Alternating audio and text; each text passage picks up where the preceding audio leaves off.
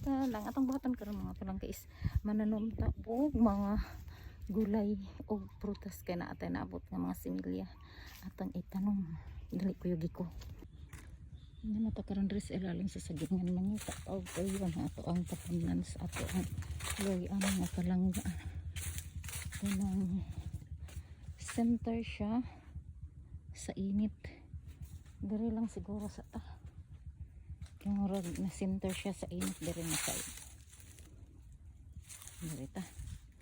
Or diri ko diri. Depende lang siguro ni sa humok mo ug bugwalo ng yuta. Diri lang ta.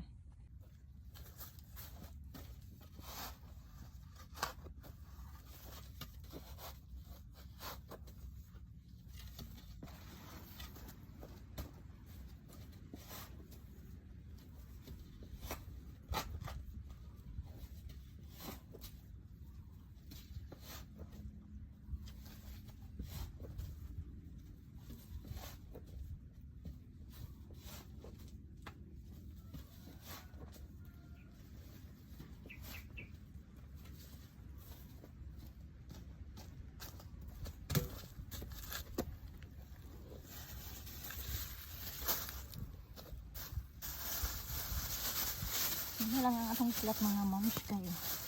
Gamay lang ang atong similya nga luya. Ano siya? Gamay lang. Kay kining luya ni nga sa balay nga atong gitanom kay niturok na. Ang buhaton. Ang atong pamaagi maong gibugwal nato ang yuta. Aron mas madali siya pag tubo og pangunod kay kumok ang gihang namatangan atong gibugol na daan ana siya purpose nga atong gibugol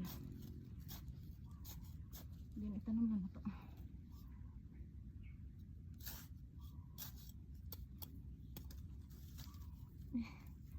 atay glad so man din ako nadala kinamot sa dito ron.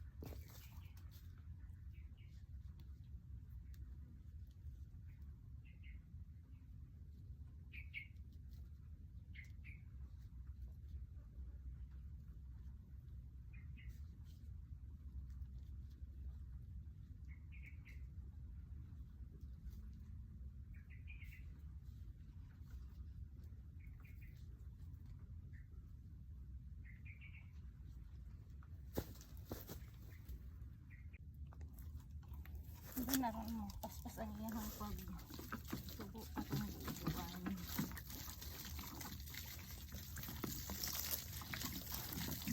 Ayan natin isa.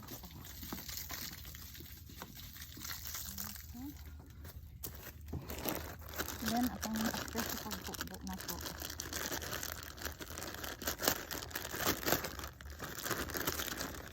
Itong spreadan og humus ang matagilid mga palangga. Dili na to ginasabaw na to ang humus sa pagtanong kay isog. Siya isa pa yung diba?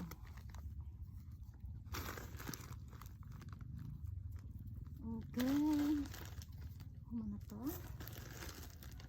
Thank you for watching. Please like and subscribe my channel. Rosita Gato. Thank you for watching mga palangga. Bye bye. See you next video.